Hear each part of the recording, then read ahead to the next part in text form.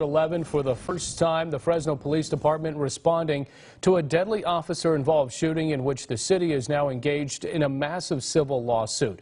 The lawyer representing the father of the teen shot and killed, Isaiah Murrieta Golding, says the deadly force the officer used was uncalled for.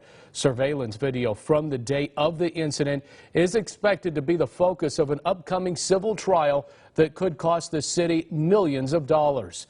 New Fresno Police Chief Andy Hall facing a major challenge and backlash to the department in his first days on the job. 16-year-old Isaiah Murrieta Golding ran from police after he and his brother were pulled over in April of 2017. Just a few moments later, a gunshot rings out. The teen was shot in the back of the head after scaling a daycare fence near Fresno and Shaw. I mean, it's unjustified. I don't know how anybody looking at that video can say that this young man running away from an officer or a group of officers posed a threat to them or anybody else. Stuart Chandler is the lawyer representing the father of the 16-year-old.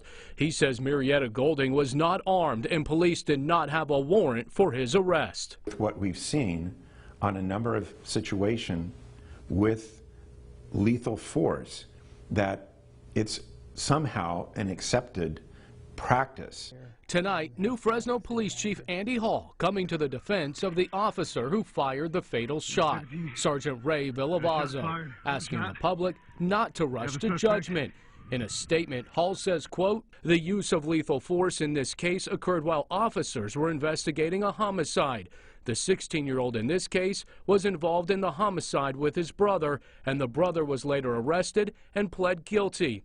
Hall goes on to say the video represents a different vantage point and was not what the pursuing officers could see. The 16-year-old was also known to carry firearms and had jumped a fence into a child daycare center. Conduct is something that is shocking to the conscience. Criminal defense attorney David Mugridge says it's clear in the video the suspect was simply trying to pick up his pants and not reach for a firearm. Can't run unless they pull their pants up and hold it up. This is the latest use of force by Fresno police against a teenager. You might remember London Wallace was punched by an officer in the face multiple times back in August. A civil lawsuit also pending in that case. As the Murrieta Golding trial looms, Mugridge believes the city could be facing at least a $5 million settlement, partly because of what was heard by an officer on the body cam footage. That statement, "good shot," meant, hey, that was a good shot. You got him right in the head. Instead of shooting him in the leg or shooting him in the back, somewhere in the body that would bring him down. That's a little disturbing. It's almost like a hunting statement. And Fresno police also confirming today Sergeant Villavazzo is no longer being investigated by Internal Affairs, the DA, and the City of Fresno's Office of Independent Review. They all say the use of lethal force was justified in this case.